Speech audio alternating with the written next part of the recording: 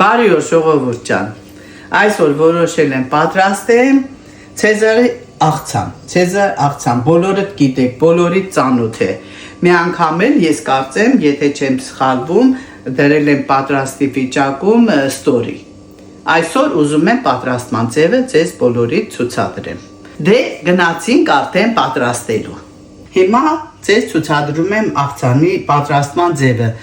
Ամենասկզբից կպատրաստենք սոուսը, հետո ասեմ, որ վերցրել եմ ռուկոլա եւ հազարի տերևներ, որպես աղցանի մի մասը։ Վերցրել եմ 20 մլի ձիթապտղի յուղ, 20 մլի կիտրոնի հյութ, 2 ձվի դեղնուց, մի ճաշի կտալ մանանեխ, մի ճաշի կտալ մայոնեզ եւ 200 գրամ թթվասեր։ Սա է պարմազան է, մանրացած, որ պետք է գցեմ սոուսի մեջ եւ ասեմ ձեզ սխտորի փոշի։ Հիմա բոլորը լցնում եմ ամանի մեջ եւ ավելացնում եմ աղ ըստ ճաշակի համտեսելու ընթացքում դուք կարող եք փորձել եւ ինչքան որ սիրում եք ավելացնեք։ Հիմա պետք է բլենդերն անեմ։ Դե հետևորդներ ջան, նայեք, արդեն սոուսը պատրաստ է։ Ունի այսպիսի խտություն սոուսը։ Ասեմ ձեզ, որ այս սալատի պատրաստման ձևը ես վերցրել եմ Իտալիայից, իտալական ոճով եմ պատրաստել։ Հիմա չգիտեմ Հայաստանում ինչ ոճով եմ պատրաստում, չեմ կերել Հայաստանում, որ չխաբեմ ձեզ, ճիշտն ասեմ, բայց ես պատրաստել եմ իտալական ոճով։ Ու որ վերցրել եմ թթվասեր, որովհետև այնտեղ էլ էին վերցնում թթվասեր, շատ քիչ մայոնեզով, լրիվ իտալական ոճով է պատրաստված։ Հարց չտակ, ասեք, ինչի մայոնեզը քիչ, թթվասերը շատ, ես վերցրել եմ այսպես, որովհետև ասելա խոհարարը, իտալացի խոհարարը, որ սա ավելի առողջարար է։ Հիմա անցնենք հավաքմանը։ Հիմա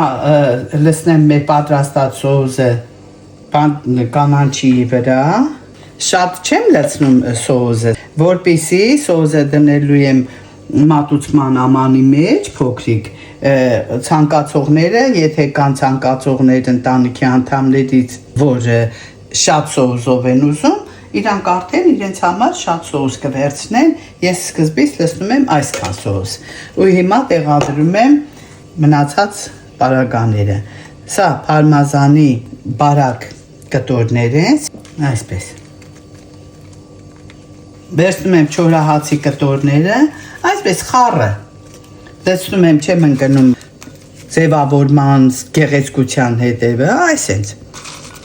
Ոնց տնական բոլորը անում են, ես նույնը այնտեղ եմ տեսել, դրա համար էլ ասում եմ ձեզ, հատ չեմ տեղադրելու։ Սա բեկոն է, բեկոնի փոքրիկ կտրտած կտորներ են, բեկոնը նույնպես լցնում եմ այսպես, հիմա ավելացնում եմ հավի կրծքամիսը, տապակած,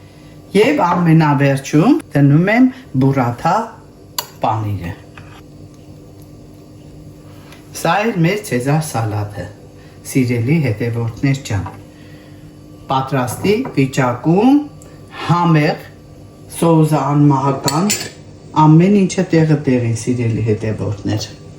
Դե ինչ ժողովուրդ ջան, ասեմ, որ վերջացրեցինք սալատը, հիմա պետք է ընտանիքի հետ բոլորս ճաշակենք, իսկ մեզ մնում է հետևել, հավանել և տարածել։ Մնացեք Ռոզա տատիկի հետ, ես ձեր բոլորիդ շատ սիրում եմ։